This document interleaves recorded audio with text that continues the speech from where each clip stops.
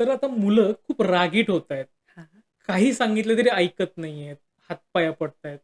म्हणजे बऱ्याचदा तर आपण असे व्हिडिओ बघतो, की एखादा मुलगा मार्केटमध्ये गेलाय आणि जर त्याला ती वस्तू दिली नाही, तर तो गडाबडा लोळतो सगळ्यांसमोर. म्हणजे त्या आई-वडिलांना स्वतःचीच लाज वाटते, की सगळी लोकं बघतायत आणि हा असा काय वागतोय. सो हे खूप बघायला मिळतंय.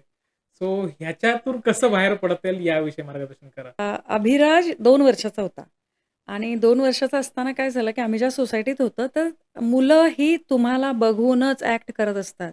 हं, म्हणजे आई-वडील काय वागतायत, आजी-आजोबा काय वागतायत, काय बोलतायत, ते सगळं प्रतिकृती होत असते हं, घरात. हं, तसंच ती बाहेर गेल्यावर पण होत असते. हं. आणि काहीतरी झालं आणि त्याने सेम ॲक्टिव्हिटी केली. 2 वर्षाचा होता तो. ओके.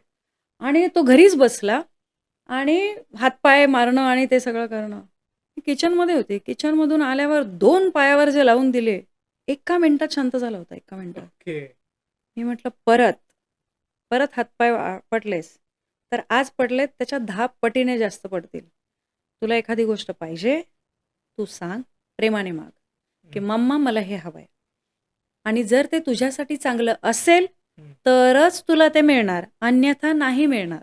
ओके. आणि हे क्लिअर केलं, हे इथे केलंयस, हे जर बाहेर झालं, तर हीच रिएक्शन माझी पण बाहेर येणार. ओह! बी केअरफुल तुला कुठे काय वागायचंय.